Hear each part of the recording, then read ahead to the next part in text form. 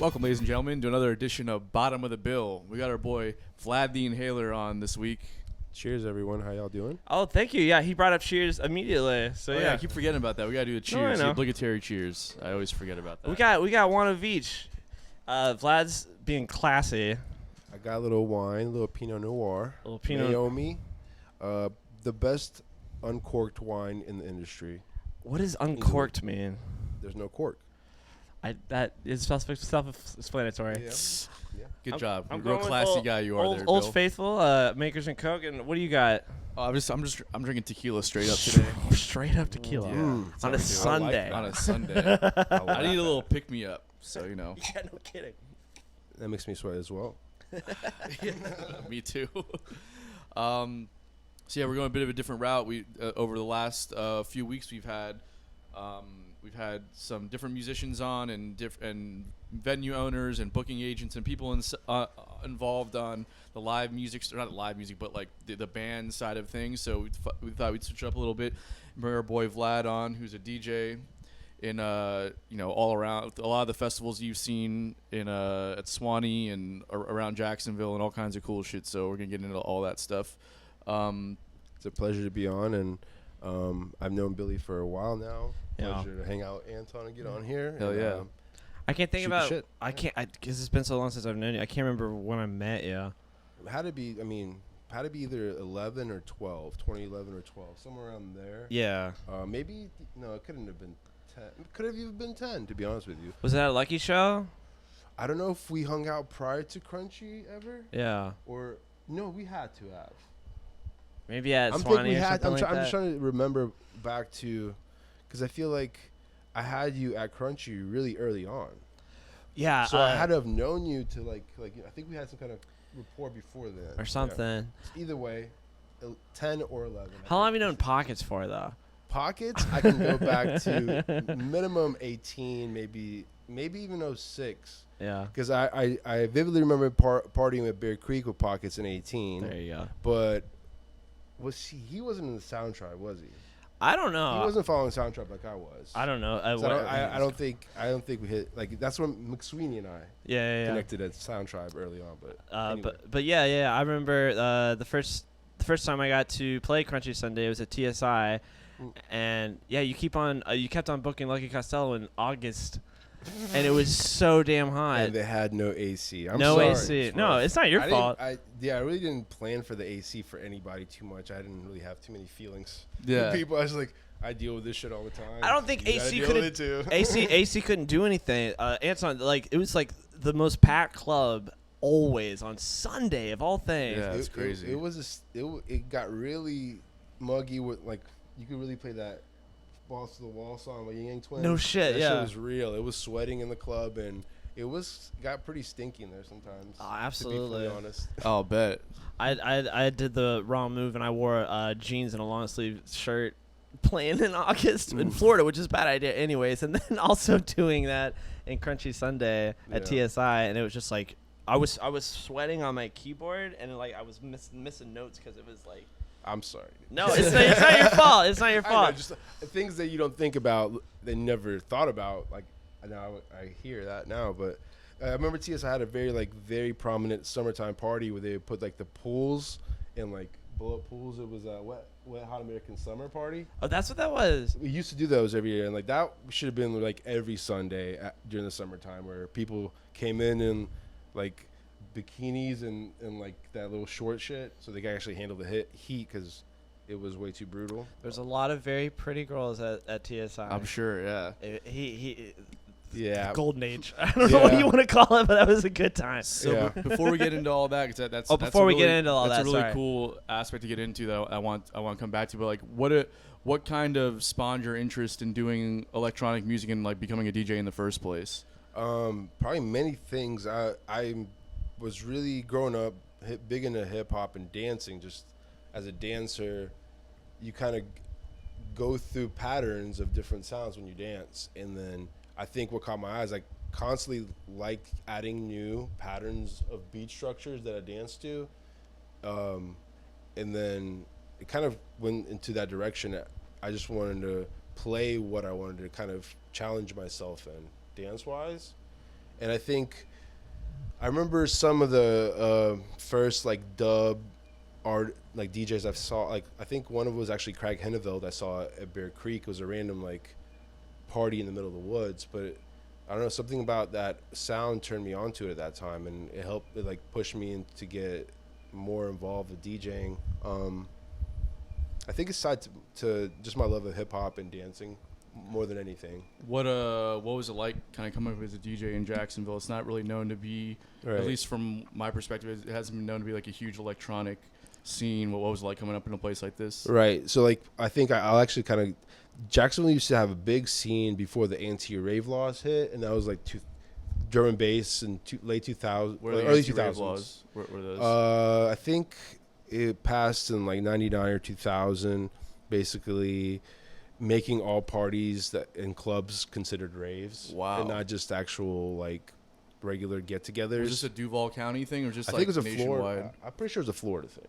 Okay. I think it was stemmed from a national thing, though I could be completely wrong. I don't want to. Okay.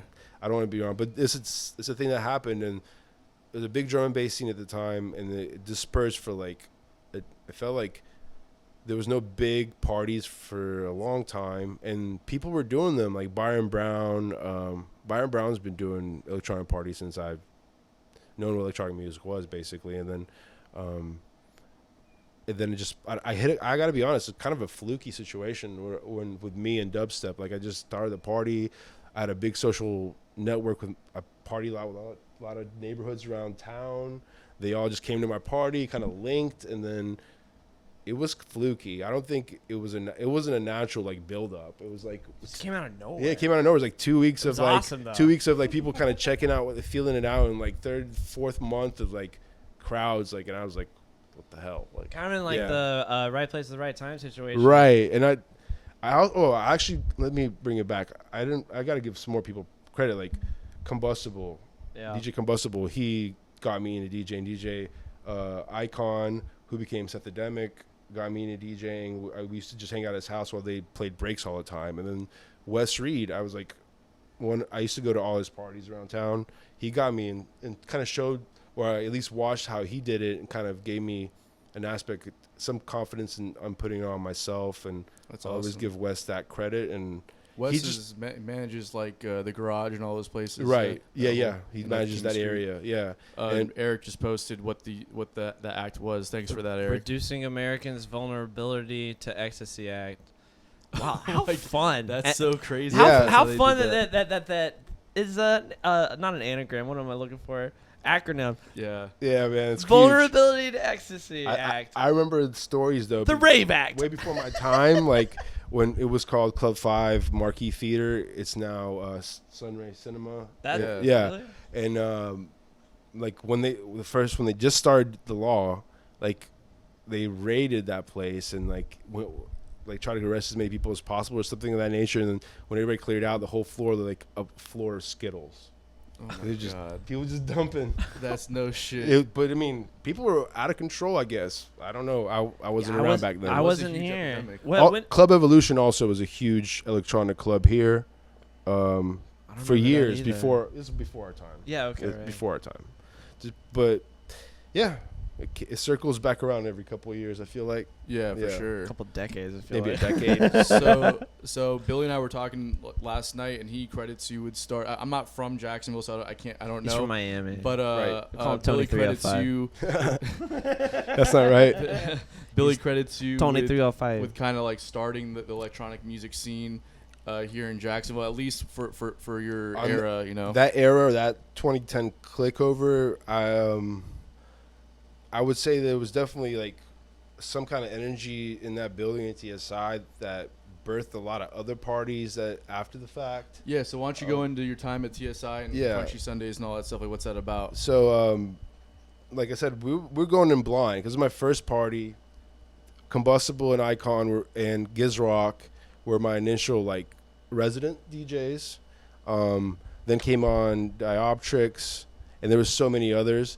But it was kind of going in blind. You learn as you go when you've never done it before. I didn't really reach out to too many people for any pointers. But I feel like with social media and those things, I could just reach out and try to get a gathering. And Right. once it hit that fluke and people were there, I had to figure out where I want to take this money, in which direction I want to, like I wasn't gonna just put on events and just take all the money home on myself all the time. So like we started to have to build it up and actually justify like an actual electronic event. So we started booking real national like producers, internationally known producers, putting real money on the line, putting our butts on the line a little bit. And that was the crash course in learning that aspect of it. So that's an interesting aspect. We've kind of touched base on this on previous podcasts with like venue owners, but we haven't really, and booking agents, but we haven't really had a promoter side of it. So what does that mean when you're talking about putting money on the line to bring people down? Like so explain what that process is. Right. So you can't sometimes. And also make sure you're talking to the microphone. Right. I'm a little quiet. No, I might be a little quiet. My apologies. For me, it was, I feel like after a couple of months, there was some word of mouth of my actual party going around to some of these agencies. I didn't have to even reach out. There were some people already reaching out to me. So I feel like if I could, I had many questions. I had no idea how to really do it, So, but through the email process, you initially just kind of say yes a lot.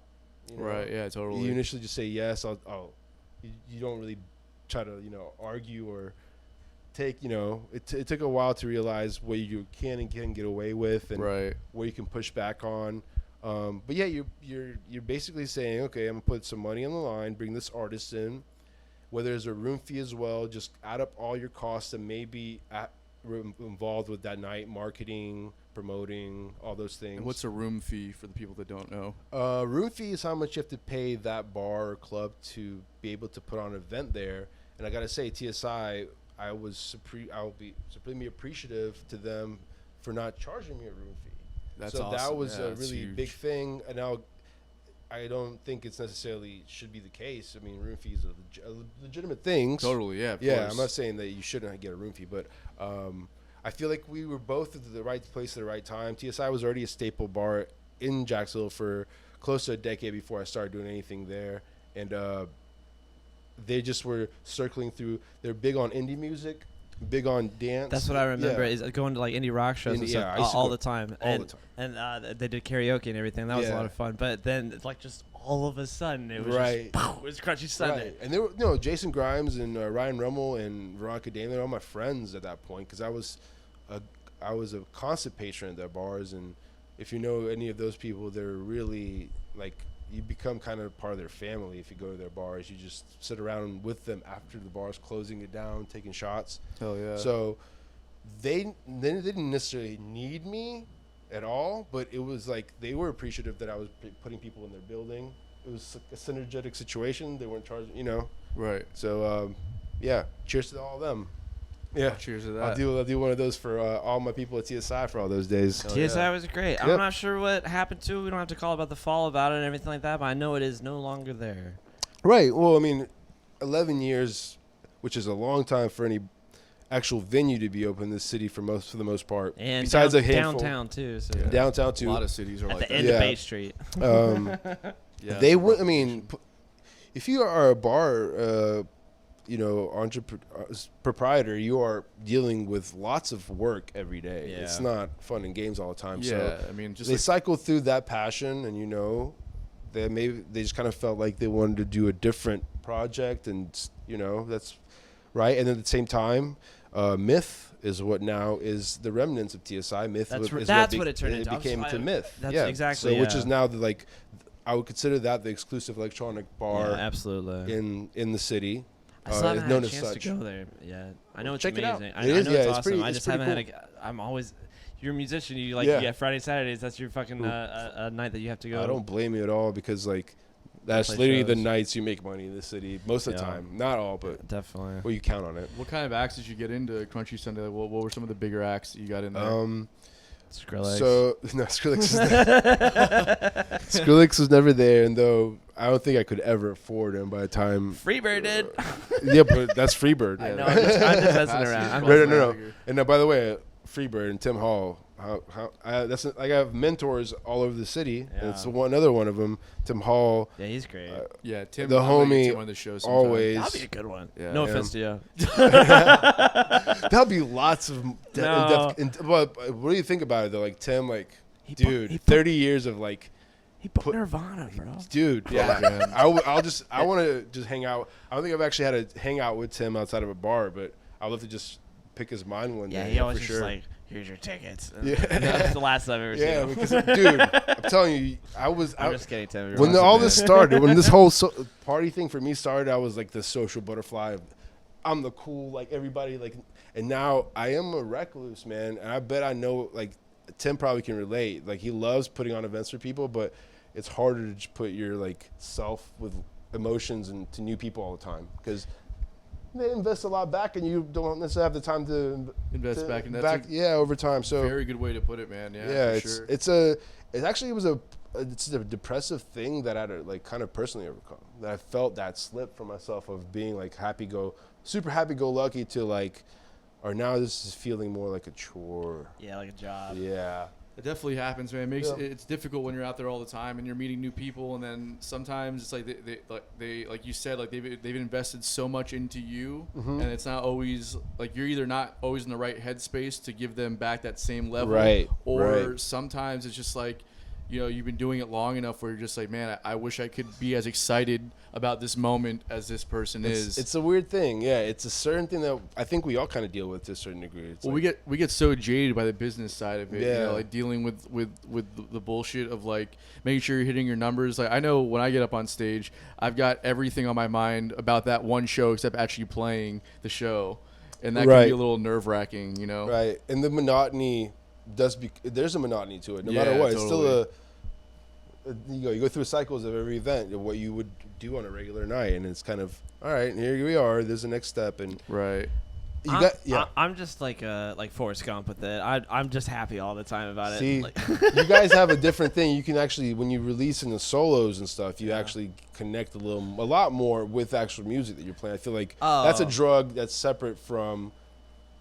Well, I feel like I get a drug from making people dance. And Yeah, I do feel totally. like I Me do too. get that energy, and I do feel it. That's a why I song was that born. I play, a hit that I love, makes me feel things. But I feel you guys, when you guys do it, it's like.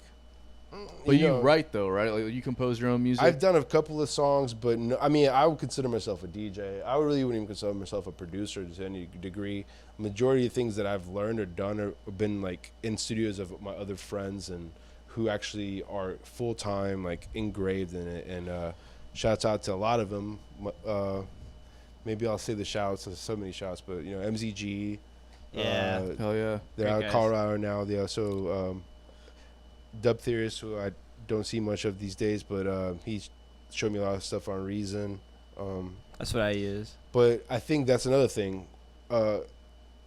My thing was playing stuff that I personally love. I already know I loved, and not having to be a cheerleader for something that I create. Right. So there is a difference between DJing and producing, and I think there is there. And maybe I'm doing disservice to myself by not like delving into production more, but I definitely enjoy not having a thought of what I'm going to do. I just have a bunch of songs and I'm going to play them, and I have no. Like you said, Yeah. the whole point Yeah. is as a performer is to make them dance. Right. And so Yeah. that's what you do. Yeah. Don't sell I'm yourself fully honest. short. No, Bye. I'm not. I'm fully honest about it.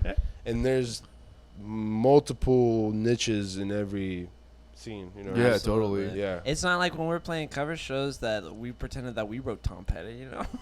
Do you not feel it though in your heart when you sing that shit? Ain't from Sometimes. Florida. I don't like Gainesville boys. Oh, Sometimes- Jesus, man. Sometimes I do, man, but it's the same deal. He Like, loves Tom Petty. playing other people's music, it's very monotonous though for me. Right. Like I do enjoy.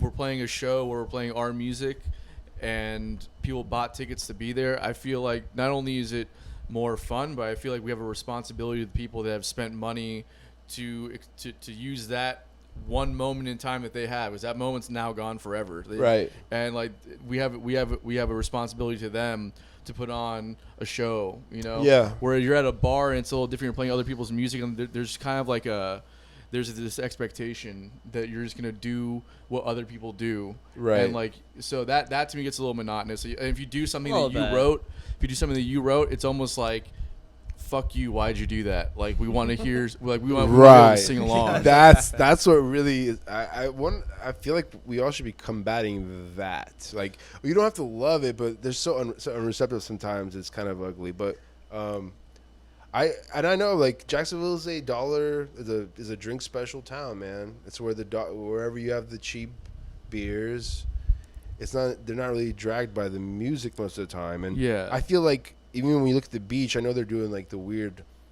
I don't know if did they do the law where it's like 12 o'clock cutoff time, or is it still 2? No, Still they had this 2, weird law at the usually beach, 1:30. and then they like didn't really enforce it about like 10 the p.m. 10 They should- p.m. The thing. noise Right. stuff. But I haven't seen it. Being I mean, enforced. I've seen it slowly get harder, and I mean, I haven't been to the Blue Jay listening room, so Oh, I that can't place say. is Yeah, that the place shit. is We used to great. have I heard Kara that it was on. awesome. We just had Kara on a few weeks ago, and she was a ton of fun to have on here. So Yeah. that might be like a little bit of a light in something that's kind of shrinking. I feel like there's less variety in music at the beach, but maybe I'm wrong. That's the only original venue. At the beach, At the yeah. beach, for sure. And I think that kind of like on a bigger kind of like a bigger point to make, but like cities that are flourishing, they typically have a strong art scene. Atlanta and LA and New York and Austin and Nashville, Asheville, these places have very strong arts communities that you can go to. There's probably 5 or 6 like real good music venues you can go on any given night and hear a new band coming up. Yeah. Whereas down like here in Jax, you have 1904, you have Blue Jay Listening Room, you have Jack Rabbits, and Archetype is also, but they were kind of geared more towards the electronic thing, which is like we'll see. I think actually, to be honest, I think they're going to be full range. Yeah. Oh, I okay, think they already cool. had metal in there and all kinds yeah, of they stuff. definitely when they were doing when it was Nighthawks, they had a ton of metal shows going on. I Which think they're going to definitely carry like the full range. I think, which Okay. I think is the right thing. You don't really.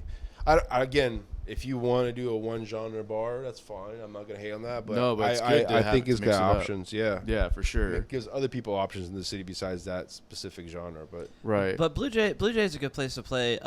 Period. It's just definitely more singer-songwriter sort of situation. They Yeah. have all kinds of stuff there, They though. do have all kinds of stuff, but primarily I would say it's like singer-songwriter and everything like that. But we Yeah. need that. No, need we that. do. We I do. know, I'm I not think tr- about that. Like, yeah. there's certain like things like people need to build confidence being out playing their stuff live, and sometimes it doesn't exist for people. You know? But now like even Mavericks is gone now too, right? Yeah, Mavericks like So driving over that blue bridge looking left is weird. Yeah. It really is. Like, I remember playing the arcade when I was a kid and stuff. I mean, it's not much to look at, and I wasn't really rooting for it to stick around, but it's a weird feel. Yeah. But good news is on the rise is that Elbow coming back. Yeah. Oh my Underbelly. god. 4 and Underbelly. Thank and God everything. Jason Honeycutt. That's Yeah. that deserves his Dwayne and all own. those guys. Is Honeycutt been on yet? No, we'll get No, him. we're Yo, gonna he's get him gonna be yeah, on. We're working on it. He's the drummer in my new band I'm in. Have you heard of Greenhouse Sound? What are y'all about? Sounds like some stoner stuff. I don't know. No, not at all. It's just intense 180 yeah. BPM drum and bass. His favorite type of music. Yeah. Really? No. No, he So- never mind. We'll get into We'll it. get into We'll it. get into it. So That's been a lot of fun. Starting that back up and everything like that, and then doing it like organically. No offense. Zach does such a great job with the producing. Oh and my everything like God. that. He was great. But I've been taking all his tracks and then just learning how to play it on piano and synth and everything, and that's cool. It's cool. I've been one of the biggest Greenhouse Lounge cheerleaders over the years. Like, just because not just because they're friends, that they were also like. I remember when started a they lot started too, doing the man. art walk parties in Yeah. front of the library.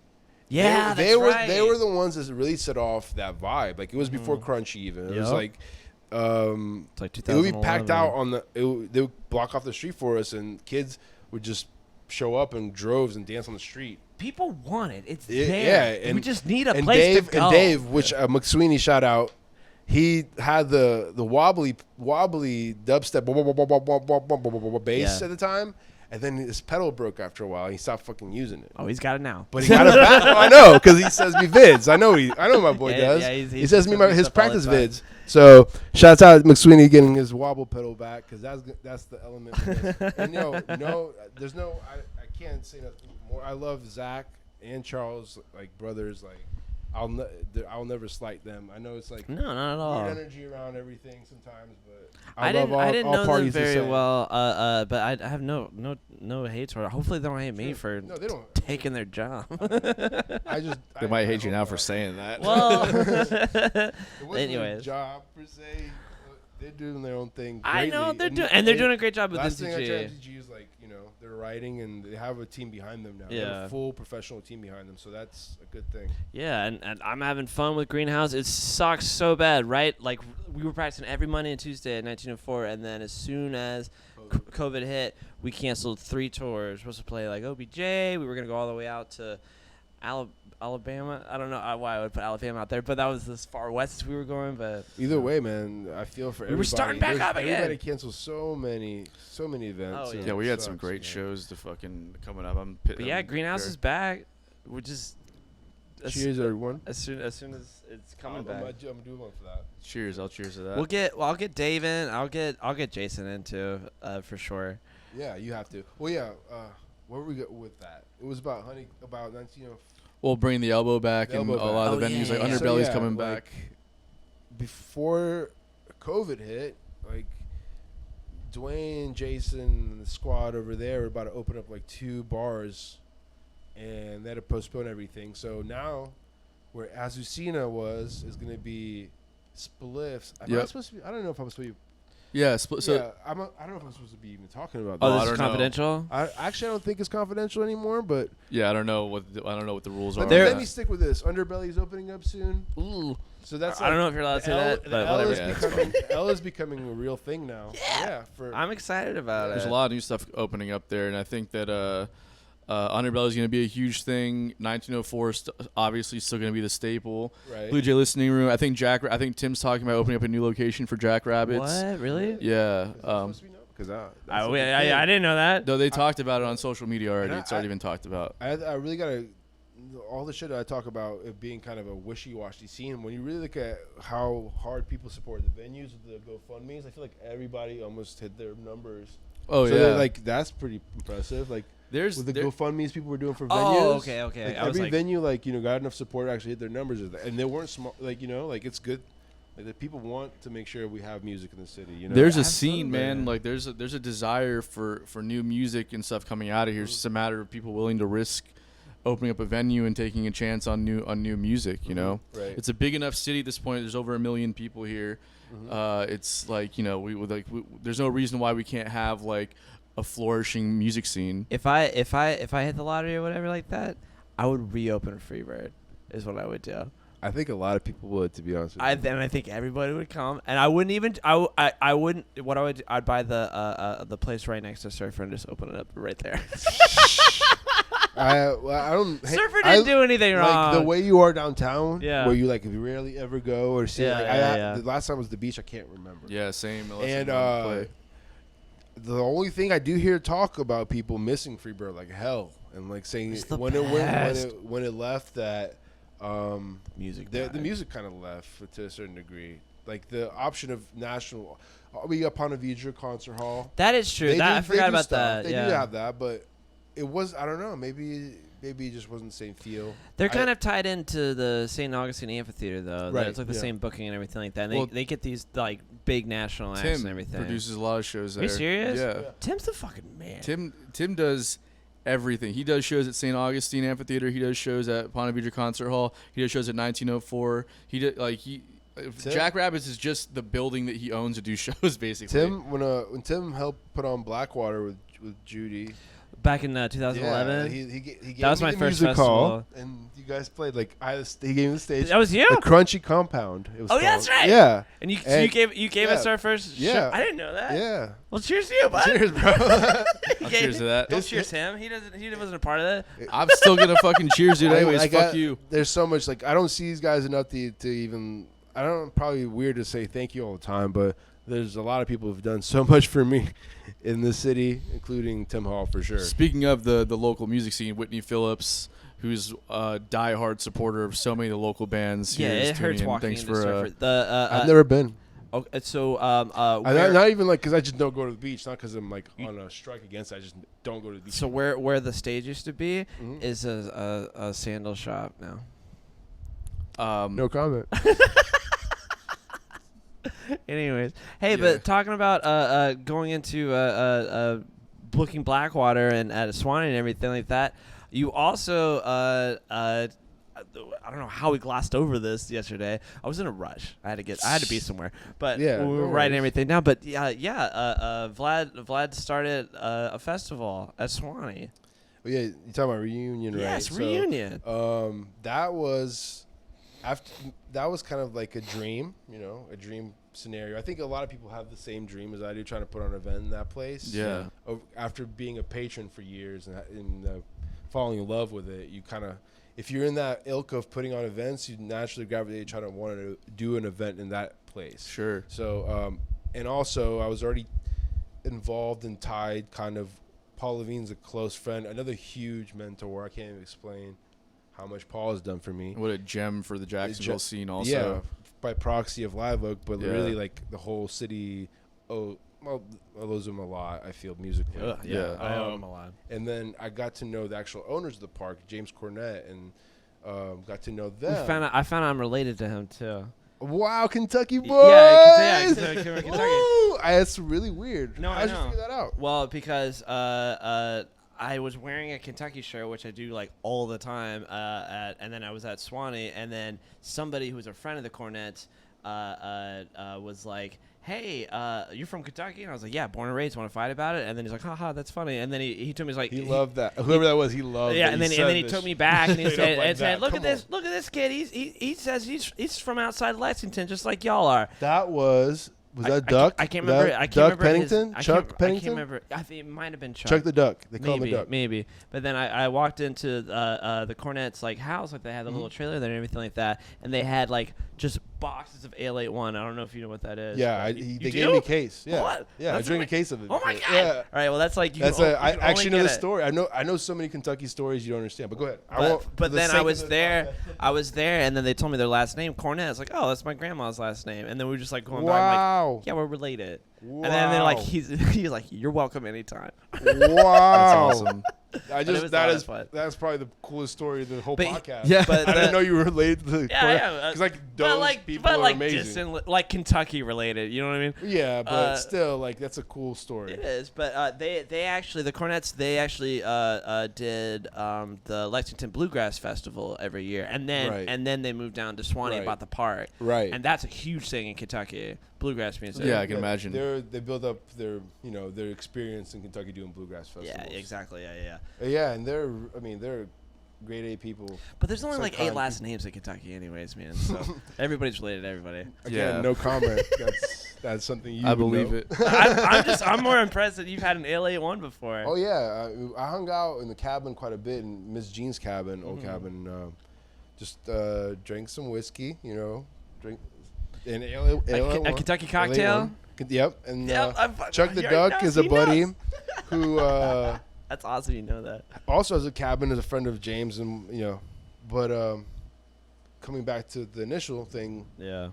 was Splashdown and doing that event. So yeah, after doing a couple of years of helping Paul promote his events, playing Yeah. his events, doing stages, Splashdown was the festival you. Splashdown was the second rendition of the reunion. So the Right, reunion right, was the right. first time, and then Splashdown we decided to do more during the summer where it was really hot, and wanted to like make sure people knew it was going to be like a swimming thing. Yeah, big time. And then we linked up with Roosevelt Collier on that, and he was like the our main line. What didn't you have a?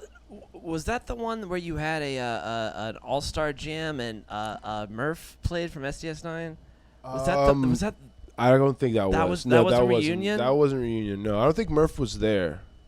No, actually, yeah, Murph was there for the. Oh yeah, what am I talking about? it was an all-star jam and Murph had just got kicked out of SDS9. In my and head, then I actually thought it was some campsite stuff. No. Yeah, one of the main acts was an all-star jam With yeah. Murph, With right? Murph, Yeah. After he I just got can't- kicked yeah, out. Yeah, yeah, he was there, and It's pretty dope.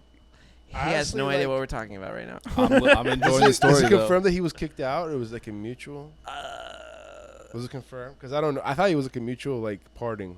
I'm not why sure. why would you quit like the biggest jam band ever? But whatever. I don't know if you got kicked out. That's what I heard, Right. is you get kicked out. I'm not sure exactly how it went down, but Sorry, no, I'm you're not, good. I'm not trying to throw Murph under the bus. But that's Oh, what I I'm gonna heard. get the lowdown on you, bro. Soundtrack lowdown. They're here listening now. Yeah, right. I would kill to do that. I've met all of them before several times because it's like you go to these shows and like, oh, backstage patches. Or have you ever been to like holidays before? No. Oh man, that's the best because they're just hanging out. You just walk up to them and take pictures with them Right. and everything like that. But I never like I'm really It's robbed expensive, myself of a lot though. of experiences. At I had a traveling rich festivals. girlfriend, so it was nice. I feel that. 'Cause I it's- did you meet got- I did meet Murph one time because I used to book his brother Jay Murphy up until now, his solo I project. remember that. Yeah, up until now. So we weren't friends, but we were acquainted, and then one year it was I don't know, we remember what festival it was. They were both there, and we were just walking through the field. I met Murph and his wife, and Yeah. it was they're real kind. Yeah, Real they're kind all people. nice. But looking back on it, I was such a sound tribe head. It was still kind of. Starry-eyed. I was like, yeah. I At the am moment, too. I was definitely sorry. Even though after meeting lots of people that I feel like I've they're- met Barbara from the Biscuits like 100 times, and I'm like, hey, Yeah. I can't do anything. nothing. I can't say anything. I think I kind of have a switch where I just turn myself off. Like, I'm not very good socially around people that I actually look up to, which sucks. I But feel Yeah, that, it's man. annoying. Same here. It's it very sucks. annoying. You want to say stuff and ask questions, but I just like. They're You're just cool. normal people. They're just They are. fucking music nerds too. They're probably Yeah. the biggest music nerds ever Yeah, 'cause but they like made it so far. But like if you're that big of a fan of them of their music, it's kind of hits you on such a personal level. Yeah. It's and like it's just like a weird thing where you're just like, man, I don't even know What's the how to most- Everything respond to feels you right corny now. coming out of your mouth. Yeah, What's exactly. the That's most the only starstruck you ever got? Trying to think. I met Didn't you Johnny met- Depp one time. I think that Wow. was pretty starstruck. Yeah, That's pretty bold. his dad was in a band with No, Johnny my dad Depp. was not in a band with Johnny Depp. They're best friends. They're not best friends, but Paint this, yeah. Paint this narrative. I like it. My dad was like in the like Johnny Depp kind of got started in the South Florida music scene back in like the late 70s, early 80s, I think. Okay. And my dad was in the band. My dad's band, like my dad was, about like 8 years older than Johnny Depp, so their band was already established around Florida and through the Southeast. So they were doing stuff, and then like Johnny Depp had a band called the Kids, which was pretty popular. They became very popular in South Florida, and again like in the Southeast regionally, and so the Kids were younger. That's why they were called the Kids, because they were like the younger group of guys that would hang out with all these older guys in the older bands. So they started their band, and they would show up to my dad's shows, and it was kind of like these are like the veterans in the scene.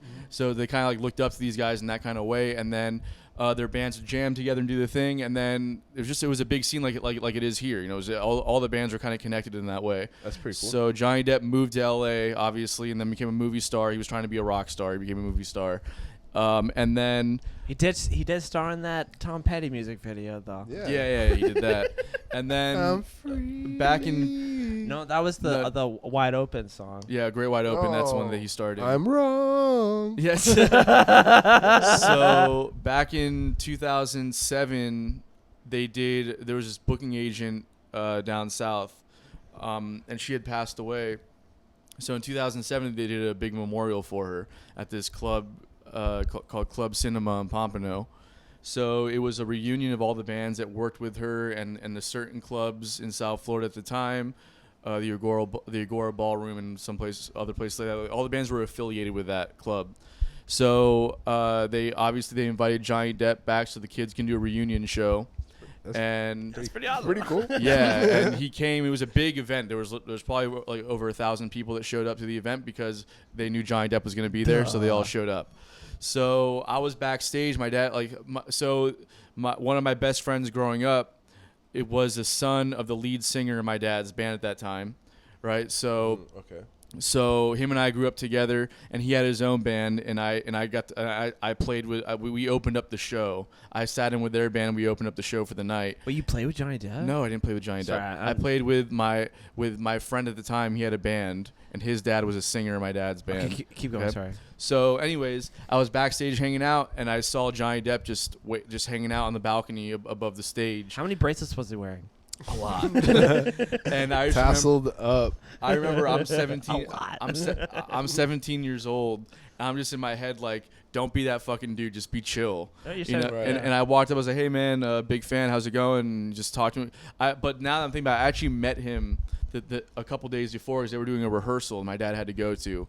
And so my dad, because he was rehearsing with his band there as well. So we went, and then like we saw Johnny Depp, and he runs up to my dad, gives him a big hug, and my dad was like, hey, you mind if I call my son, my younger brother? He's a big fan, and he was like, yeah, for sure. So my dad calls him, and then he puts Johnny Depp on the phone, and then Johnny Depp goes like, hey Dylan, it's your Uncle Johnny. That was like, that's fucking cool.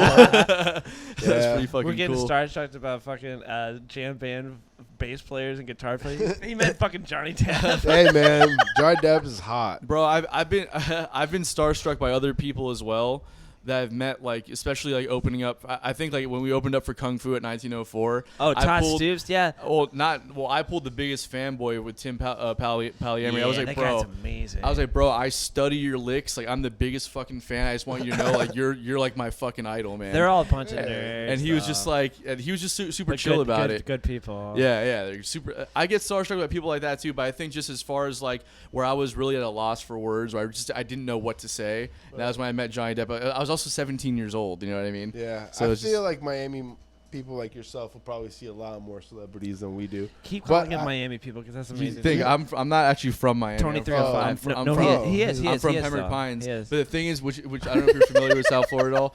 Pembroke Pines is a suburb between Miami and Fort Lauderdale. Yeah, but it's in Broward County. It's like about as far south in Broward as you can get before you hit Dade County. Okay. And people in Dade County are very, very possessive of being from Dade County. Right. If you are not from Dade County, doesn't matter if you're 5 minutes from the border, you are not from fucking Miami. If you claim that shit, you're a fucking liar. That sounds like the South version of Duval. It kind of sounds like or the Latin version of Duval. But you know like what? People in Orange Park still claim Duval. No. And I don't see anybody having a problem with that. I would say it's more of like the beach versus the towny situation. Yeah, it's kind of like that. Okay, like if you live on Atlantic and Hodges, you better not say you're from the beach, Yeah, you're towny. even though you're basically at the beach. No, you're towny. It's a fun thing we do as humans. Yeah. I know.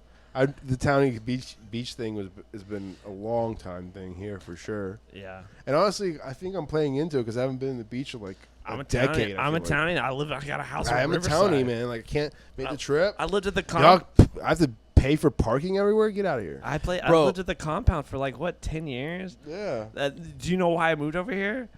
They tore it down. Oh, really? It's gone? They kicked us out. The next day they bulldozed it. I wonder what asshole bought that thing. CVS. JWB. Oh, they did. It was JWB. Oh, Bro, they no. own like all the properties around here. It's okay. Oh, is your It's projector? fine. I don't know. It doesn't matter then. Bro, they own like all these little shitty properties around this side of town too. Well, not only did they buy and own it, they destroyed it. Yeah, it's fucking crazy. It's very sad. It's crazy though. We If you had so actually many own parties that there. property, like I had a friend back in the day, my homie Jessica, her dad owned that property, and like he just wanted to hang on to it, but they were offering some serious money to like. Wait, the compound? Not your spot, Oh. the 6th South or 7th South, almost identical Yeah. line on First Street. We had a lot of fucking parties there though. So I do kind of want to get back to the music stuff real quick. Oh yeah, that's right. Um, we got on a string on Johnny Depp and Starstruck. No, I know. I have a lot of cool experiences. We can talk about them another time. Miami's a hell of a place. What I want to ask you about the silent disco stuff at Suwannee, Sure. and Billy says that you kind of started that movement at Suwannee, the silent disco thing. I won't take the credit for starting it because it was already there prior to me starting the almost every like event having it for a while. Charlie Bilsker. Oh yeah, homie. Charlie Bilsker's good dude. Homie. And then Chris Bachman, I don't know if he worked with them or if they had I don't really remember much, but I'm certain they did silent discos at the park before I was there. And then I think at some point the park wanted to have their own gear. Just kind of cut out the middleman and have their own equipment. And I was already doing stuff with Paul quite a bit, and I think Paul had the idea. It would make sense if I was the one who took over that idea, since it's mostly going to be electronically based anyways. Right. And I'm his electronic guy in his head, I think. Paul, I am your electronic guy.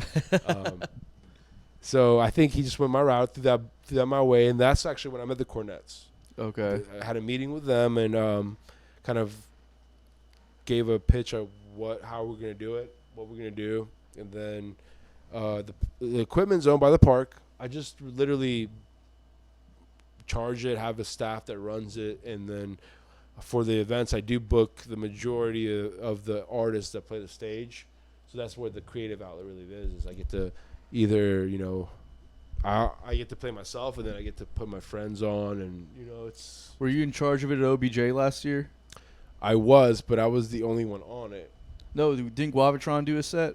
Oh, I'm not sure. Yeah. They might have. Yeah, they did like an 80s set. I was not in charge of it. Oh, let me okay. draw that back. I feel like I was in charge of it because that night I was the one playing. Yeah. So I felt like I was but no, it was I think Russ Bowers is whoever he hired. Shout out to that whole team and the production For company, real, man. like the fucking home team crew. Russ I Bowers cannot is say the man. enough. Those guys are fucking good things awesome. about home team and Russ and Andy and all those cats, because like they've been my synergetic hookup at the park while I'm doing the sound disco. Because every stage I've ever done, there's been a couple that it wasn't Russ's stage, but I would say 80% of the time I've done it, it's been Russ's stage. Yeah. With his equipment. He's always staying up late or having his staff stay up late to help us run visuals for my stage where they don't really have to. He gives us like stuff that we forget. We didn't have some kind of XLR. We ran out. We used too many. Always has shit for us. It's like unbelievable how supportive Russ Bowers and that squad is. Andy Lytle and like everybody, Yeah. man. They're all such good people.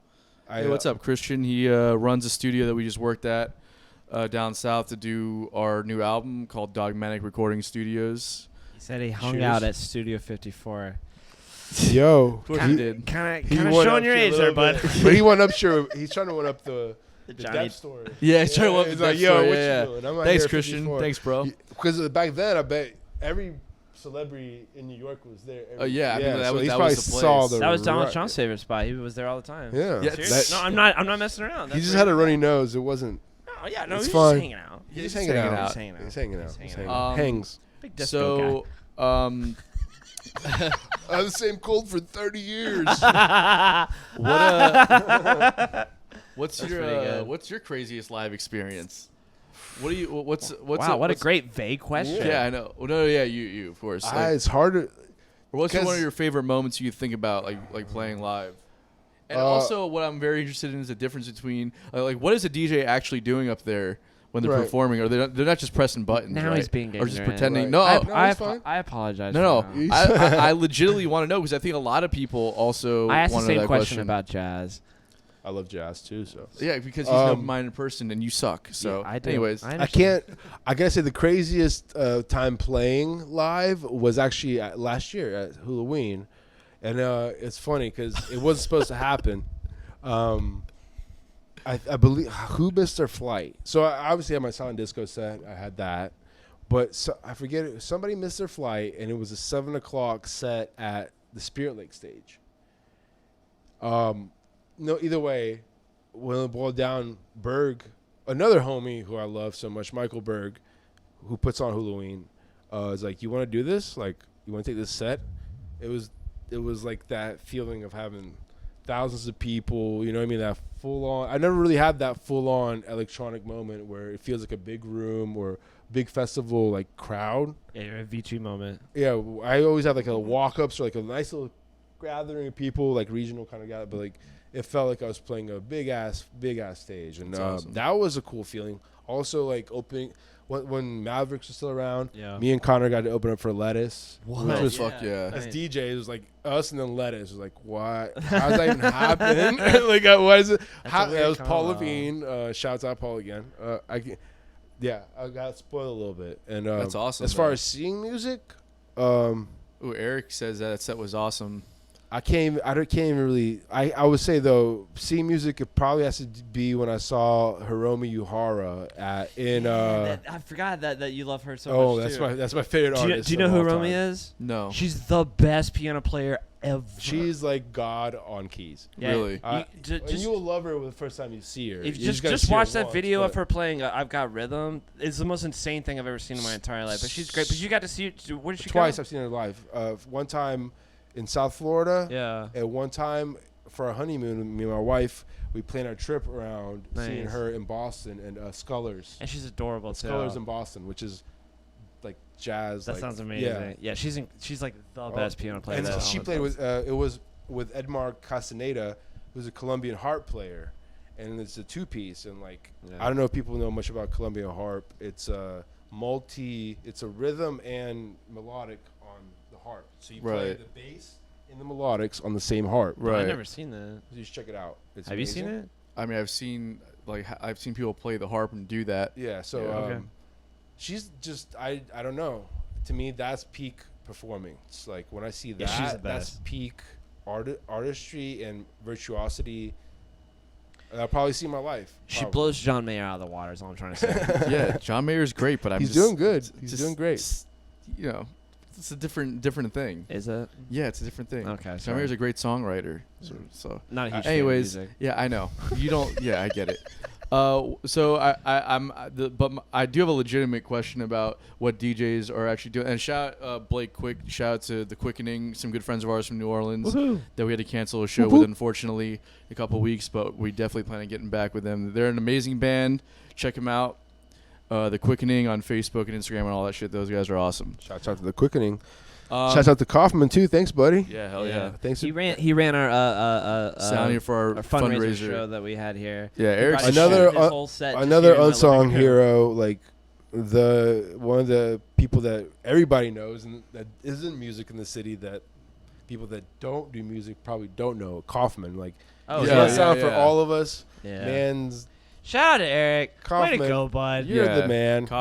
Eric's the shit, man. And fucking also gave This us is really this- fun because I like when I see people pop up, I was like, "That's a homie. That's a homie. That's a Yeah. awesome, yeah. But I love Eric, having the live stuff on what's here. so great about him is he works for free. Like he doesn't charge at all. It's Yeah, insane. it's amazing. So if you want to Just- hire yeah, him, just hit him up. just fucking around. Hit him Eric, up. I'm His sorry. link's right there. Eric costs $300 an hour, and you'd be lucky to have him. I agree. Fully agreed. Look, nice stroll though. This is what I used to do every time people would like hit me up for the guest list or something. Like, I don't know, but hit up Trey Hebron. He knows for sure. He will hook you up with the guest list spot all the time. Go ahead. So what I am interested in knowing what. So when a DJ's up there doing their thing, you guys aren't just like faking it, right? Like you're doing stuff. I can't It's a speak for legitimate everyone. question, and I think that a lot of people that I know want to know that too. Well, I can't speak for the whole inclusive. What I understand is that the higher up you are in the chain, the less likely you're actually playing live. Yeah. Okay, so so my question is legitimate. Then fuck you. Not Yeah. really. Anyways, But I mean, people are really worried. Like, and that's why I don't think.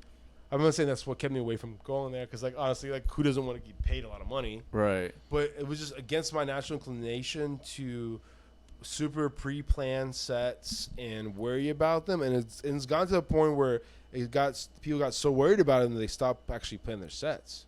So I'm doing full pre-records and just dancing up there, and people are oblivious for the most part because you can't really see what's going on. So Right.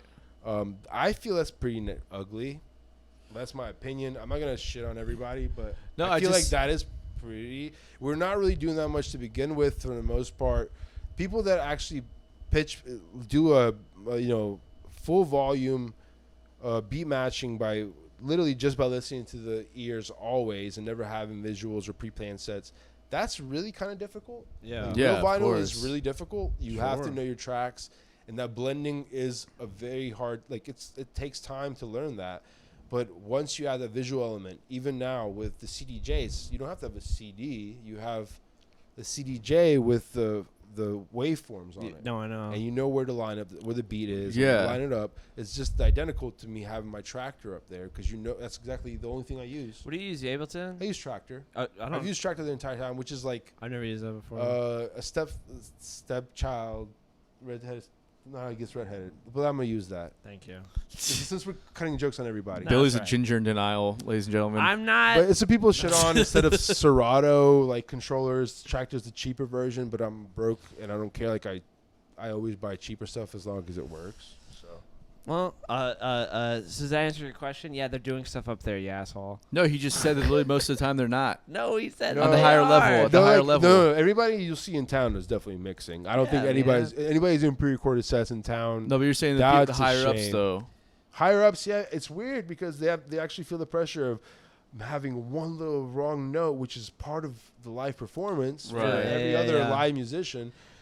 And it's actually endearing if you actually love music. It's like, okay, this is their mistakes. You're human. You're human. Right.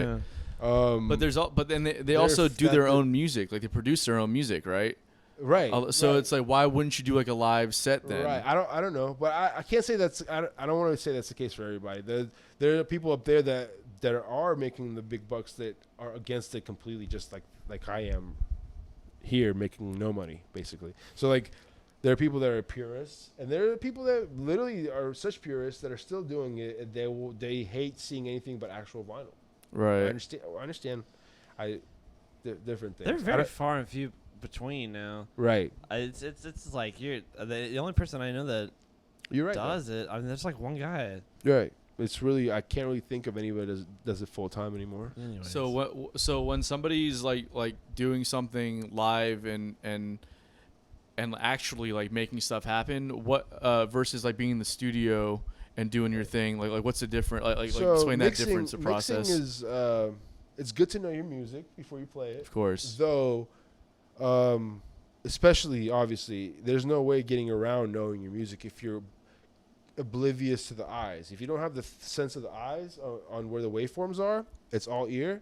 Then you really got to know your music. You got to know BPMs and everything. Yeah, for sure. But once you have, I'll just be honest, because I don't feel like what I'm doing is hard or ever have felt that way, and feel like I need to guard that information from other people. That's all right. And people always ask me like it's a secret, but it's like, dude, if you know where the first beat is and the beat per minute matches each other, then you're mixing that song as long as you stop it on the right side. Like that's mixing. Right. Now turntablism and scratching, that takes time to learn. Like shouts out DJ Shotgun, DJ Shotgun is a turntablist from up north, from Detroit area, who's been living in Florida for a long time. You see that takes long practice. His son Mercy would smoke all of us in turntables. He's like, I don't know, he's probably like 16. I don't know how old he is. Jesus. He would make anybody who's been doing it here for a long time look like nothing. But that's a different realm of a niche. You know what I mean? So most people don't necessarily come out to see turntablism anymore. They come out just strictly to dance. But if you're good at that craft, that's the virtuosity of the DJ. Yeah, That's that's cool. the top peak point of DJ. So I don't do that. I'm more of a party rocker. I have always been, and I like playing genres that are completely foreign to this area that I love. Yeah. It bends the ear a little bit, and if people don't like it initially, I don't care. What's I'll a clear crowd genre? what I play mostly now, I think people mostly just hate.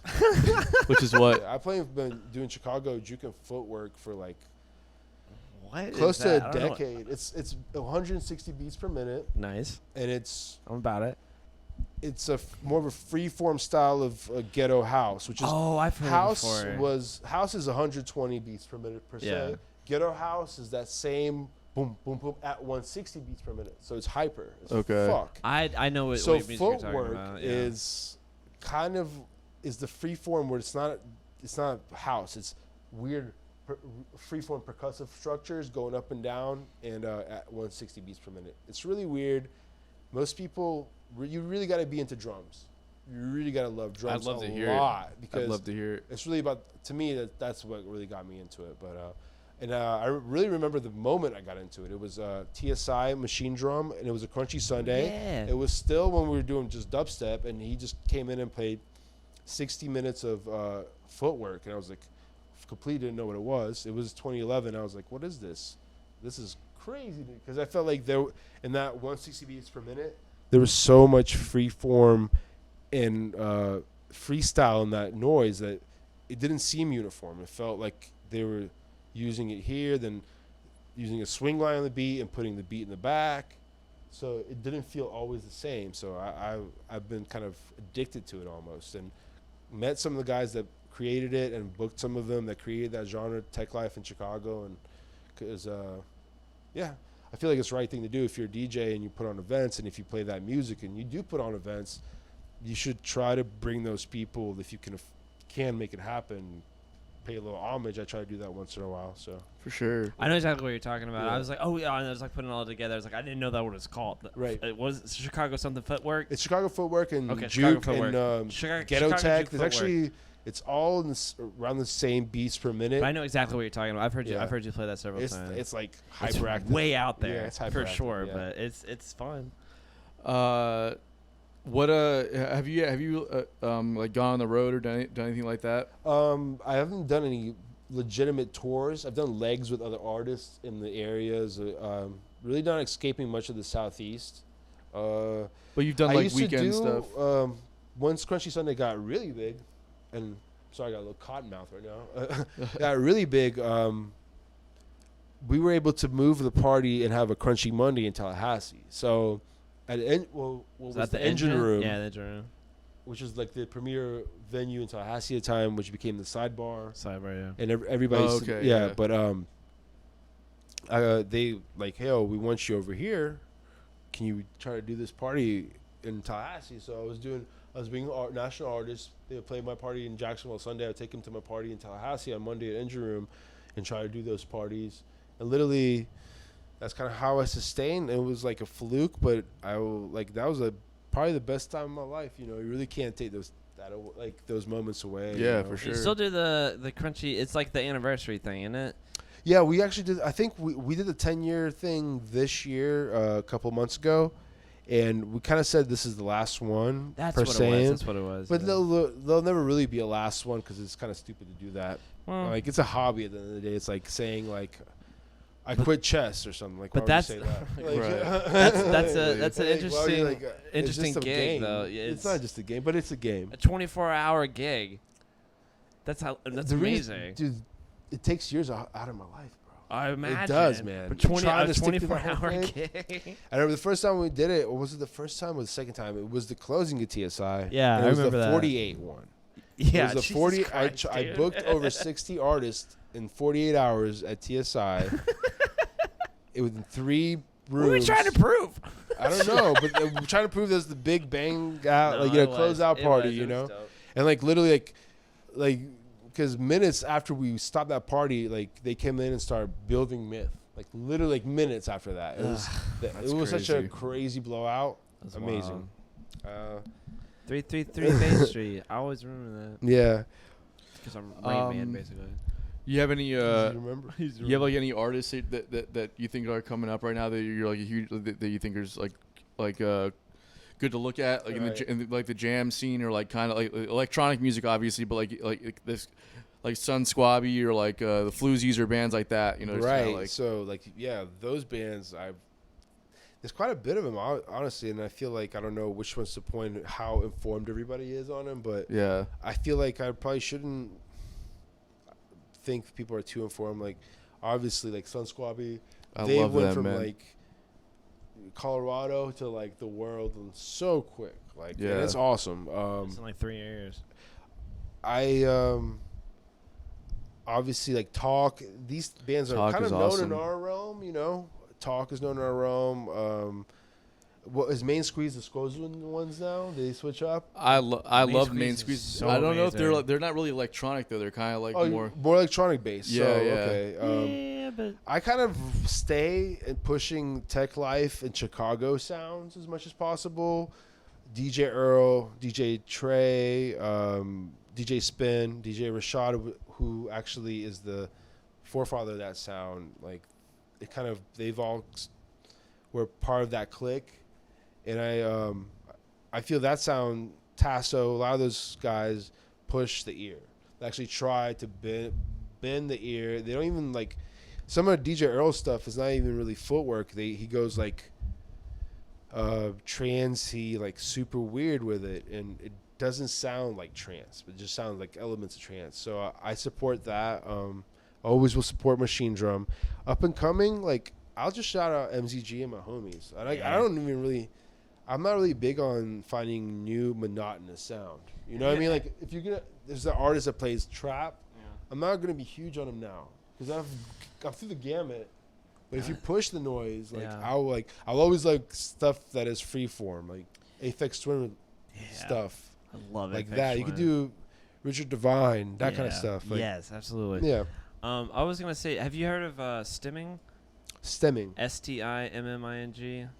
The artist, no. He's a German guy. I'm obsessed with him. It's like minimal house, but like he samples everything himself and records everything acoustically, and it's just the most. He's an incredible DJ. I could dig it, and now that I think of it, locally, it reminds me of like kind of Aphex Twin a little bit. Locally, if somebody that I would think of in that realm would be Sun Drenched, Ray Wilson, and nobody knows he lives in Orange Park, and I've been trying to get him more bookings, like. It's beautiful stuff, and it just I don't know. That's just Stimming. Yeah, it's like real pretty. Yeah, real pretty minimal house. That's my favorite. Is like minimal house music, like for sure. Stimming is great, and then Buka Shade, like hands down, is my like favorite. Okay. I don't know why. I love Buka Shade. I could point. I don't want. Let's not point to artists, but I can point to cities. Like I'm very San Francisco hi-fi hip hop influenced. Then like. Chicago, huge Chicago with as far as footwork. You want to move to house Chicago? Elements that I like. I'd go to Chicago, yeah. And then London when it comes to dubstep, drum and bass, that kind of realm. They're still doing that over there? Oh yeah, they never stopped. The drum and bass over there will never stop, and they do grime. They do grime, which is their hip hop, but it's basically over a dubstep beat. I love watching all those like 90s. British movies with all the garage music, right? And like Lock, Stock, and Two Smoking Barrel, and just that style of music. You're just my like favorite movies, to be honest. Like Snatch is probably my favorite movie. Yeah, Snatch too. That's straight up my favorite movie. But the whole soundtrack of it is all from that London scene. It of was garage. run by Ninja Tune Records, which Yeah. is now the record company that Bonobo runs. No kidding. No, straight up. Which we had a Crunchy Sunday one time. Oh no shit! You had Bonobo? Yeah. That was my like moment. Yeah. That was the peak moment for Have sure. you heard of them before? Actually, the set live is I'll give it to you. That's on Vimeo. Send me some tapes. We actually record the full set in the soundboard and linked it, and we're like, we actually dropped the ball. We actually recorded it. I'm so happy we did this. Well, was it just the DJ, not the whole live band? No, it wasn't a live band. It was just the DJ. Because when they do a whole live band at festivals and stuff, you're just like, holy shit, that's amazing. Awesome. They had like a 20-piece band, like strings. They're and probably like, as far as our area, Bonobo, he's probably top like 10 puller to the park. Like Bonobo band is booked. Everybody just goes like ape shit. But I'm more into like the house and pretty sounds. I dig it. That's kind of my deal. I dig it. But not like dead mouse, like in your face, annoying, but just minimal stuff like that. Yeah. I don't know. I can listen to that, and he makes fun of me all the time. I can listen to it all day. It's not that like it's bad. It's just that it's just like it's horrible. It's the same beat. I understand. I understand both. I think for me, I get my lighter fix from other kind of sound. Yeah. Like I don't know, like a Hiromi per se. Like I don't get my harder fix from metal anymore, like I used to when I was younger. I don't know why. Maybe it's just overly the messaging. I don't know what it is, but it's almost seen like negative metal. Yeah. I mean, I love metal. Don't get me wrong, but when I was younger, I really loved it. But I guess I just got a little more lighthearted over the years. I've always said I'm upbeat, and so is my music. Wow. That's a good way to be. That's a good way to be. You guys want to do unpopular opinions? Oh yeah, wow. Sure. How long have we been talking for? Good lord, time flies. Yeah. Anyways, we've been talking for an hour and 15. Yeah. Well, let's bust them out. All right, so we forgot to ask. Do you have one? I'll think of one as we go. I'll think of one. So unpopular opinion number 1. I'm not a big fan of electronic music. Yeah. Not the first person to say that. Yeah, it's an acquired taste, kind of like jazz. Right. Yeah. But it makes more sense and it's pretty.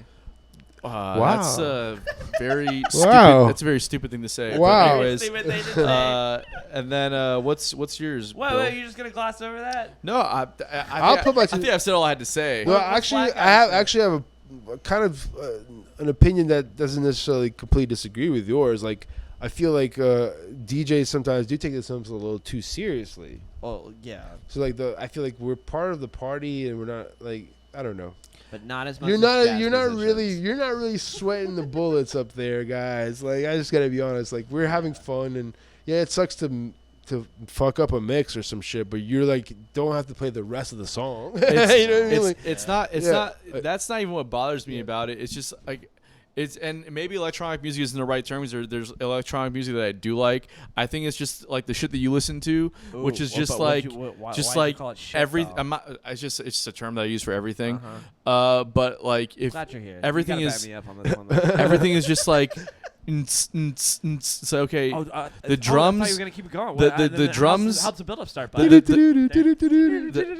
system is down. The system is down. The drums are also an instrument that I think need to have a voice and maybe change up every once in a while. Like, I don't disagree. I don't like. I get what That's he's why saying. I like that shit that I like. It's like if I listen to a record, I don't want. Like, to me, part of the song is what the drums are doing as well. Right. So if the drums are just keeping the same beat, you can't get then down to jazz. Like, fucking, you I don't- put a fucking jazz is like electronic song. I don't listen to that much jazz make, though. like 18-year-old. If you love jazz, Hermes just you're Yeah, gonna Hermes you're is just really gonna good. fall in love. But anyways, I go do ahead. I do like jazz, but it's like that, but the thing is that because I like the way that he works is like you listen to one thing. That's what you listen to one style of music. I said that I like jazz, and to him that's like all I listen to. Yeah, so it's all like he listens to it's is like jazz. so I listen to a lot of different stuff, but that's my point. Right. Yeah. Is that like music should mean something else sometimes than just fun. And Right. sometimes like I want to hear a different beat than just 4 on the floor the entire time. I feel It's you. hard for me to differentiate between songs when the groove is the same exact thing every song. And I kind of have You know? I had a similar view towards it, but I had learned something through my house DJ friends. Yeah. Is that hypnotic thing if there's a hypnotic element, Yeah. and they're going for that. Yeah. Right. I'm going for switches, Yeah. gear changes, swing lines, and Yeah. I don't get off on the hypnotic aspect, and maybe I'll never truly understand. Like, they'll never mix out of key. They have to get the key. The next key has to be the that's next same key. crazy to And they have to keep it going. To me, matters not. All right. I want to be close, but I like playing different genres and Damn. and being a hodgepodger. Yeah. Like, that's what I like to do. Yeah. So like, and I'll never appreciate it as much as they do. Right. And I realize that. It Yeah. took me a while to realize that, but it's true. All right. So about that hypnotic, boom, I like Yeah, it that gets you like in a good mind state for Like some people. Yeah. it's just it's I- almost I like don't- cheating. yeah. It's almost that's like what I like to cheating. do because like my brain is just like all the It time. winds you into like a more Yeah, of and a structure. I'll go. That's my favorite thing to do is just drive around Jacksonville and then just put house music on and then just like because I don't smoke weed or anything like that, and that's me meditating basically. Yeah. I think that's something to that, especially if you bring it up. Like, there's something to that. I just haven't really explored it as much. I enjoy music. Yeah. He That's has to like break it down and write a fucking That's TED talk just about not it. It's annoying. true at all. Just But listen anyways, to it, dude. it's just sometimes it's like sometimes you're in a mood and you don't want to just be fun all the time. Did You know y'all, what I are mean? y'all both classically trained, or No. like did y'all go through schooling? I No. did. You Did you did? go to I school? didn't. You didn't go to school? Did you go to school for music? My dad. No, well, my dad forced me to learn violin Violin, from 5 yeah. to 7, and I played sports. Yeah. Leo was already like fully like I rebelled. Leo was the musician. My dad was the musician. My mom was the actress. They all wanted to do music and art, and That's cool. my dad just didn't have it in him to force me to go through it like he did Leo. Leo was like old school Soviet trained. Like, you will practice, you will learn 6 hours a day. Shit. You were like I you were feel like for my brother. He went through a lot to learn his craft. You're like a reverse High School Musical. right. I don't want to do music, Dad. I want to do sports. Right. It's a It's like, oh, but this is in your lineage, bro. No, I Come back know. to music, bro. I remember kinda me and Leo hanging out at Bear Creek, just having the time of our lives. Wait. And, he was just showing me on his iPhone like all these like old school like Russian violinists from the 50s and stuff, and Yeah. that's cool. Those things. That's what you do at 3 a.m. Yeah, but those things, like my dad he's still at age 71. He turned 71. He still has 8 violin students, and right now, even during COVID, he was teaching them through Skype. And Yeah, a lot of people do that. That's cool. He's old school. He paid. He's like half the price of any tutor in town, but old school Soviet, like everybody that he has a standard. Like he wants, if you're gonna go to La Villa, you're gonna go to DA, he's gonna get you in there, and like He's a your classical parents are not musician. gonna use you as a daycare. Like you're not dropping off the kid here just to chill and pay me. Like Right. I'm gonna force your kid to learn. If he's not practicing, I'm gonna make him quit. Like That's the piano teacher that I went to too. She like went to Juilliard. She was like old school. As well, Yeah. too, and That's a very classical Not- approach too. not Like your dad's a sad. classical musician, not right? scary Well, yeah, Soviet, Well, but yeah, he was.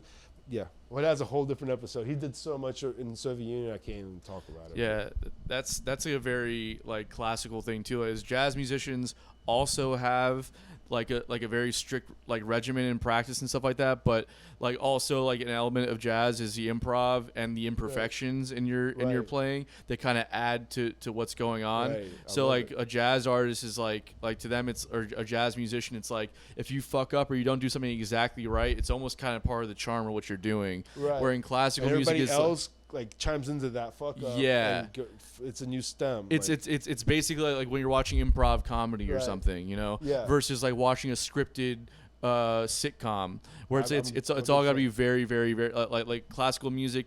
Like the whole idea is to try and capture the exact timbre of what they were doing at the time that was being performed. I It's dig like it, it has to man. be perfect. So it's I- like just a different thing. I dig it because like I never got myself, and if you really want to get like a super virtuoso grip on an instrument, you really want to start really early. Yeah. My brother did, and I quit, and there's some regret there. I do have regret. I don't really know. I could hold the beat on drums, but as far as string instruments, nothing. And I even got it all the way down to Ornette Coleman and free jazz. I can't play this stuff, but I really do enjoy that aspect of it. You know what Yeah. I mean, like, it really is interesting. Yeah, for sure, man. It's a whole different thing. All right, Bill, what's your unpopular opinion? Florida shouldn't exist. Yeah. I didn't read that You one. didn't read that one? Is there more to that? I hate everything about it. I hate the Gators. We should be a lot cooler than we I know are. you hate the Gators too. You're a Knowles I fan. do hate the Gators. Well, I also hate the Knolls. So on top of that, But why? Actually, they're Kentucky okay. has no correlation to this. Yeah, that's true. That's usually the only reason why I did it. Oh, we lost feet. God damn it. First time though. Anyway. It's okay. So yeah, Florida. It's in the episode of The Office. You ever I watch can't The remember Office? why I wrote that down yesterday. Honestly. Well, because the weather here sucks. Really, that's Well, I think like this state should be a lot cooler than we are. yeah. I feel like we have a lot of monopolies, like with weather and all this shit, but we stagnate a lot. But the problem is that like really there's a better state out there when it comes to weather and everything else, and it's called California. If you're from Yeah. if you're from up north and then you come to Florida, I get why you think this is the best weather in the country. But you But should've gone to trust me California. when I tell you California has a monopoly on good weather. That's- Okay, granted they have earthquakes and mudslides and fires, but the weather they don't have it doesn't we get just hot have and muggy like hurricanes. it does here, huh? We just have hurricanes. Why did I write that down? Well, because you, Yeah, you let's thought think about it. because you thought it would sound funny. As to say soon that than as the soon as weather you start sucks. talking shit about Oh, the Florida, weather about sucks, California, yeah. suddenly like talking shit about Florida, man. Yeah. Why did I Well, write that Come down? at me. Well, there's also the element of like what people know Florida for. There's like two places that people really know Florida for, and that's Orlando for the theme parks, Right. and then Miami for being Miami. Why are you Right. saying it So, so Miami. okay, Tony. so Miami has Tony like 305. like Miami shouldn't even exist as a city the way that it does. That's Okay, right, that's It right. was Right. Miami is built on a platform above the bay, which that land shouldn't even be there technically. Number one. Number two, it was a small retirement community before the 70s, and then and the cocaine cowboys era came into play, where all of a sudden high rises just started popping up because they needed a place to put their money, right? Exactly. So I read some books on this. Yeah, and the white flight out of Miami. Yeah, the complete abandonment of all like old white retirement. Well, yeah, because in the 80s in the Cuban, in the Mariel boat lift, and Castro was like, oh, you want Cubans? Yeah, we'll give you Cubans, and just emptied out the prisons and and mental institutions. Just like, here you go, you get all of our and so. What ended up happening is that you have this huge skyline today, which is Miami, and seemingly nothing going on when you're there, unless you go to South Beach, where there's a shit ton. Where obviously, or like you go to like certain avenues, like Brickell Ave downtown has a lot of high-end restaurants and that kind of thing. But when you're there, it's like when you're really there, just trying to like do shit. Like Wynwood obviously is blown up to become a big thing, but that's all within the last like 10 years. It's all really blown up. Before that, I noticed that last couple of times I've been there. I really did notice that. I feel like it was high rises down the line, and there was no people until I got to the South Beach area. I saw that. That's why it's. You look at Miami, you're just like, this city. The skyline is fucking huge. It's literally it's the third largest skyline in the United States, next to New York and L.A. Okay, so when you look at that, he said, "Is this how we got Anton?" This is how we got Anton. Racism. So, what's your background? My dad was born in Cuba, and my mom was born here. And he is from another dimension, actually. But I was raised by the Cuban side predominantly, so that's basically that's why I considered it my background. But you don't have a Cuban last name, do you? No, my dad's dad, his parents were from France. So they came here, or they came to Cuba, and then that's when my dad's dad was born in Cuba. My dad's mom, my abuela, her lineage goes as far back to Cuba as you can trace. French Cuban. Sounds delicious. You probably had mixed feelings about my family. I actually had engineers from my family that moved from Soviet Union to train Cubans. Yeah, of course. Well, I don't have. It's not. It's that's interesting. I didn't put that together. I got Russia and Cuba. I don't have like look at like I was raised very American. My dad came here when he was young. So like we're very Americanized. My abuela and abuelo might have a different thing to say about it, but they're also dead, so they can't say anything about it. Well, but actually, there's mixed feelings in my own family about everything. The way it was. So it's very interesting. The reason why Cuba was actually sustainable at all during the 60s, 70s, and 80s after we put the embargo on them was because Russia was giving them a huge paycheck. I think it was something like $800 million a week. You guys were cutting them. Sincerely, just because of the ideology. Yeah, exactly. That's what it was. Yeah, exactly. That's what it was. Well, anyways. But it's actually a very fascinating history. I'm obsessed with it, so I've done a lot of research on it. Yeah, one of my cousin's grandpa, he was an engineer who got moved to Cuba to train engineers, and his wife, who's my Baba Mary, we call her. She lives in Philly now, but she lived there with him, which is interesting. It's a weird history. It is interesting, and I know nothing about it. Because I'm inbred fucking Kentucky. You talk about the Cuban Missile Crisis and the whole thing, which is super fascinating. Also, that was the closest, probably the came to the world ending. No, not even World War just Dunzo. Yeah, it was the Cold War. We're gonna skip the war and go straight to nukes. Yeah, exactly. And how the CIA botched all these operations to kill Castro. It was fucking hilarious. It's very. Tell us more, Fidel. That's funny. Oh my god, that's fucked up. That's not right. I took a claim a couple nights ago for Fidel Chavez.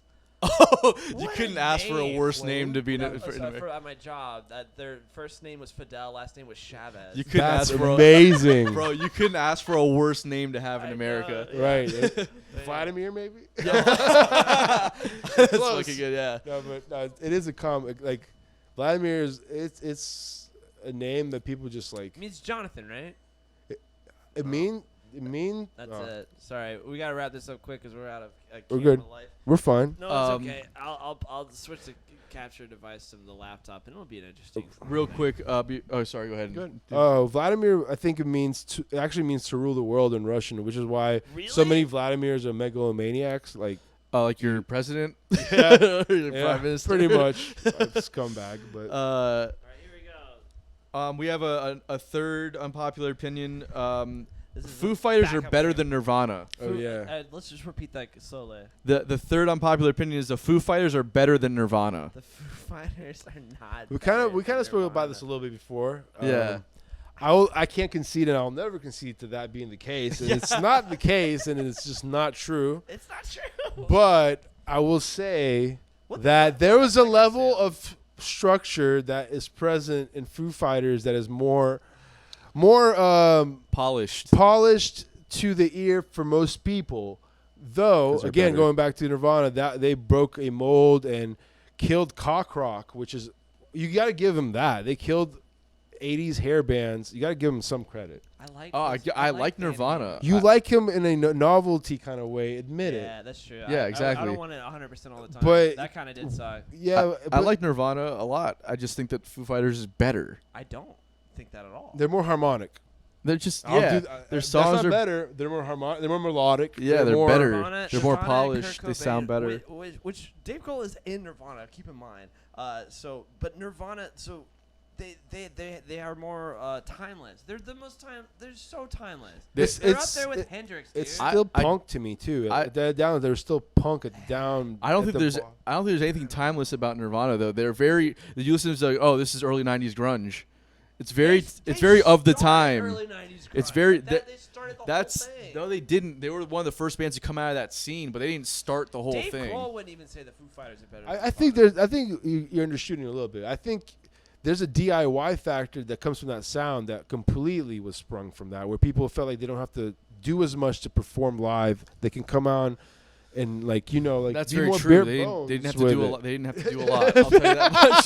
That's very true. Yeah, I guess my compliment can be also a dig, but sure, other grunge bands for sure, but Nirvana was amazing. what about the noise? The noise. I think maybe even the noise came from. I that. can't stand that shit though. I'm I not a can't big fan of stand Wolf noise. Eyes, but No. if you open up realms for others, you got to get some credit. Yeah, okay. I like Nirvana and the unplugged thing they did on MTV is one of my favorite things ever. Right. Okay, but like all I'm saying is that just if you look at the body of work that Foo Fighters has, because they've been able to be around for longer because their lead singer didn't shoot themselves, and just overall the How could that be your argument? band, well, because they have a larger body of work because of that, right? So and the band is just more polished. The songs are more put together. Like the musicians they're all older and just more they're better at their craft at this point. They have some timeless songs. Everlong. Yeah. Everlong is timeless. Yeah. Foo I Fighters feel are like that a generation. That's a They're, in that realm of like weird, not really good music in my middle school. That was a good song. I remember. Yeah, I like Nirvana. Don't get me wrong. I'm just saying that the Foo Fighters just is a better band at the end of the day. They're just a better band. You playing the objective Disagree. game on music. Yeah, and I'm Nirvana. not- Yeah, you're right. I'm doing that. I can't really do that because to me, just like it was it was way more powerful to me personally Yeah. than Foo Fighters. Like right now, I will always say like the Trans-Siberian Orchestra is a better better musically than anything that I love. Probably. Sure. Yeah. But I wouldn't argue that. I'm not I'm not dying to see them like some of the things I want to see. No, of course not. But we can all agree At that they're all. but we At can- all. But we can all. I'm sure it's an amazing show. I'd love to Yeah. see that. But we can all agree that they're better than most of the bands that you like, though, right? That's all. That's all I'm getting at. musically, objectively, musically speaking. But that's to say that they couldn't be harmonic, or Nirvana couldn't have gone that route and done the We'll never harmonic know. thing. We'll never know. That's why I can't say it's better because I can't say that they did not know how to play good. even Sites is saying Foo Fighters are more rock and roll. They're two different bands. Yeah, of course they're two different Foo bands. Fighters are like a stone That's throw why it's away from Christian that's- alternative rock music. That's why this is an unpopular It's just opinion. power It- chords the whole yeah. time. Yeah. Nirvana wasn't. It wasn't. Oh, get the fuck out of here! If you think it wasn't, get the fuck. If you think that if there was Listen to that Foo song. Fighters didn't have any riffs in their songs, it's just power chords the entire time. They Anyways, got a couple riffs. You got another The unpopular lyrics opinion are here. stupid, But when you though. think about like even the initial Nirvana record, Bleach, that was like punk. Yeah. Yeah. And then Power it chords. slowly got more melodic. And melodic. Utero was more melodic, and then What about we Lithium, wouldn't man? we wouldn't You're know not even thinking about these songs. we Yeah, wouldn't they're know we wouldn't know I where like it would 'em. have gone next. if they kept Pat Smear, like we talked about, it couldn't gone the realm of melodies. Yeah. And more and like I feel that sucks. We got robbed of a potentially lifelong evolving band. Yeah, for Absolutely, sure. yeah. I like Nirvana. Don't get me wrong, but I just think the Foo Fighters are a better Fighters. band. Foo Fighters. All right, let's move on. What was unpopular opinion? Space travel is kind of pointless. I thought of that. Like, there's so many technological advances that we get from space travel and everything like that. Where are we going? Right. And also we're so like the average human is so proximity based that we don't think about like what it is to develop life on a lifeless colony. Like, are you kidding me? Like And how much money it's I'm gonna about to cost go and everything. McDonald's when we leave and Right. get a cheeseburger. Like I do not care about colony. Yeah, I it's a don't, far fetched. Like it's gonna be the top of the top of the top of the anime players of this world that do this shit. Yeah, go to the moon and They're and like, really we're gonna live fucking- on the moon now. I'm like, why? I Why are you gonna live on the moon? I don't think now? space Because we travel- can. can't hear you, Bill. It's all. I don't know what to tell you, tough guy. All right. It's coming through. I don't know. I don't know that I agree with the fact that space travel. With what you're saying about space travel being pointless. I think that it's a good thing to do. Right. There's some evidence to suggest that maybe we come here, maybe we were spawned from something that they can't like an asteroid or something when it hit us. Ancient aliens. Yeah, Aliens, there's, But there's- honestly, though, like out of all the weird ideas of our kind of like, if there was an unnatural, like if we're guided some way, that was the closest thing that would make sense to me. yeah, but that's not personally, even unnatural. It's very natural. It's just not of this earth. of this explanation. Yeah. We understand. Did you see the movie Ad Astra with Brad Pitt that came out? Oh, Nobody is it watched good? No. It is pretty good. I wanna watch it. It's really good, but the whole point of the movie is that he goes. Tommy Lee Jones takes the space station all the way out to the end of the solar system so that he can get a better look at everything, and then with the moon is better than Kentucky. Yeah. But then you can like they looked all over the universe to see if they could find life. And spoiler alert, sorry, they don't find anything. And then he's just like real sad. I like. I kind of That's good, at like least we know. movies like that. Yeah, for sure. It's very Like, I'm uneventful tired ending. I of love it. Happy More or realistic. bad, like necessarily like bad, catastrophic. Just like a mundane nothing. Yeah, just make it real. Yeah, That's make it real. it's That's life. like reality is. It's usually pretty uneventful. It's slightly like, yeah, this is depressing, but I'm still alive. Kind of. Yeah. No, I don't disagree. Like I see where he's coming from with the thing. Like, the average person doesn't really understand it, but What are we doing? I I don't feel know, there's maybe we a could noble goal behind it. Yeah, And maybe we can we will figure out- need that at some point. Maybe we can figure out another source of fuel besides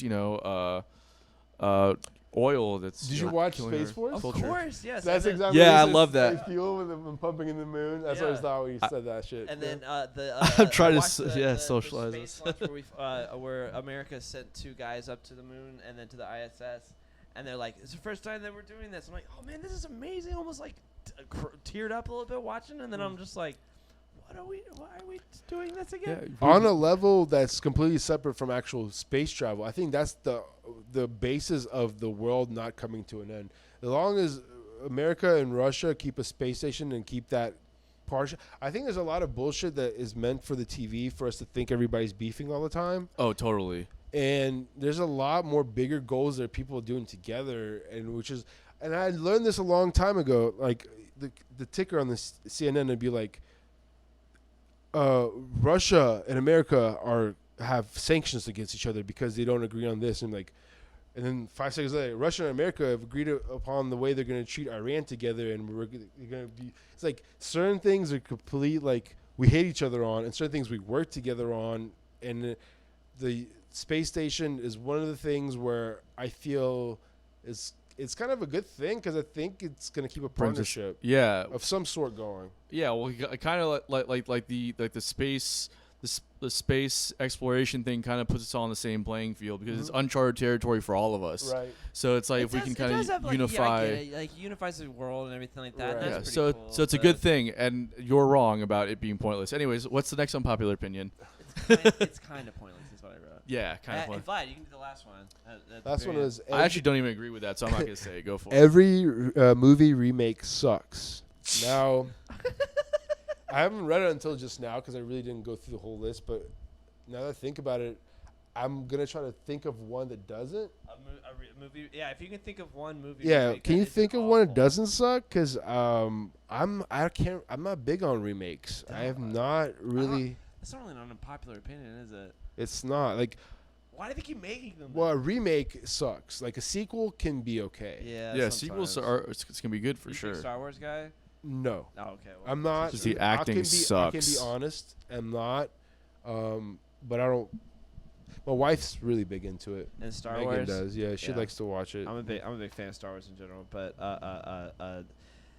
that I- would set me off if they remade Star Wars. I would be so I mad. can imagine. I would For be so for mad. I'm not a big sci-fi guy. If you can. He's not Neither am either. I. Yeah, I'm a very non-fiction documentarian. Same here. And I I love watch history on YouTube constantly. That's like Oh, what that's I true. do. The Star Trek, but the Star Trek reboot. That's not a remake, but it kind of is. Right. I could think of like off the top of my head like 5 bad ones. The RoboCop one sucked. that. I didn't even know It they did a was- remake.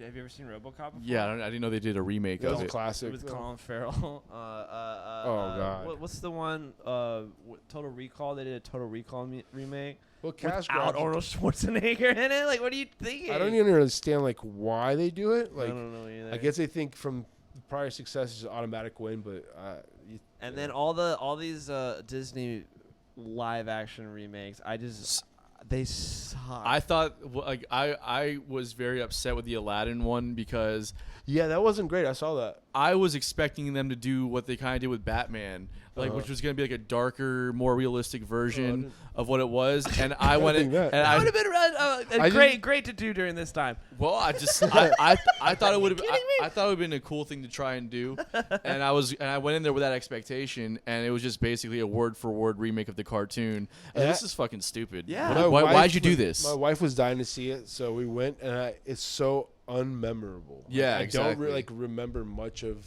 anything that sticks out. The song that the Jasmine sang at the end was really good, though. It's Yeah. a new song that they wrote for it. I thought it was really good. Other than that, it was Yeah. kind of stupid.